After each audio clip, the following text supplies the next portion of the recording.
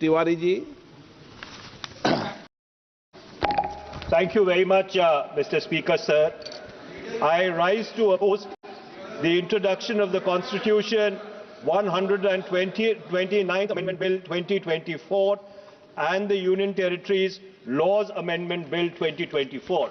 Mr. Sir, beyond the 7th schedule of the Constitution is the basic structure doctrine.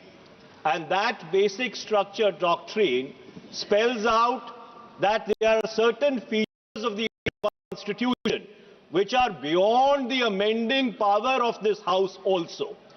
One of the essential features is federalism and the structure of our democracy. And therefore, the bills which have been moved by the Honorable Minister of Law and Justice absolutely assault the basic structure of the Constitution and are beyond the legislative competence of this House, and therefore they need to be opposed ab initio, and the introduction of those bills have to be stopped.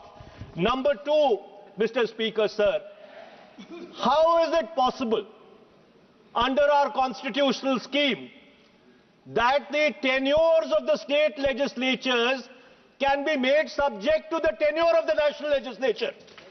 That is completely an antithesis of the constitutional scheme. There is absolutely no way under the Indian constitutional scheme where the states are separate constituents and equal constituents, the term of the state legislatures can be made subject to the term of the national legislature. And my final point, Mr. Speaker, sir, India is a union of states. Article 1 of the Constitution states that India is a union of states and not vice versa.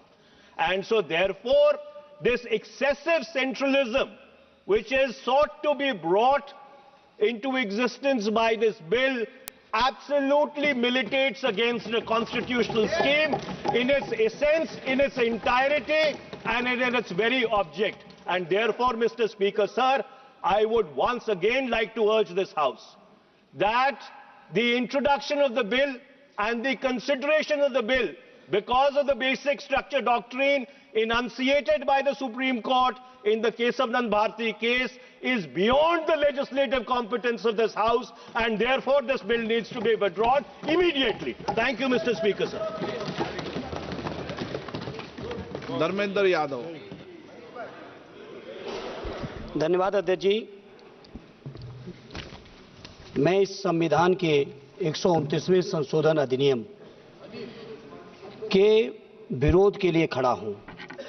अध्यक्ष जी, मैं समझ नहीं पा रहा हूं, अभी 2 दिन पहले संविधान को बचाने की, संविधान की गौरवशाली परंपराएं की कस्में खाने में कोई कमी नहीं रखी।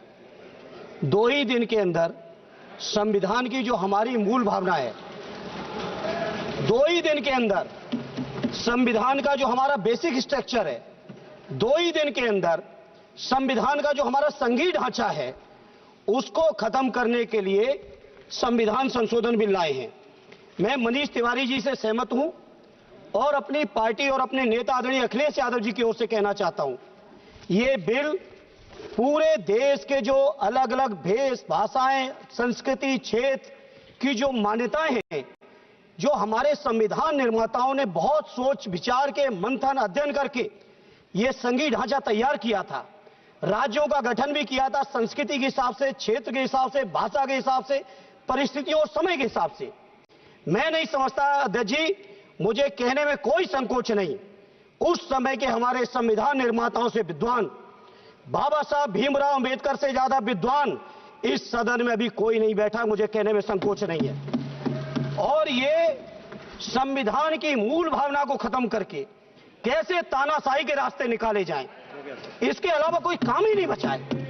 आखिर ये मनीष तिवारी जी ने कहा, कहीं एक विधानसभा के चुनाव अगर कोई अविश्वास आता है, अगर बहुमत नहीं मिलता है, तो क्या पूरे देश का चुनाव कराओगे? पूरे देश का चुनाव कराओगे?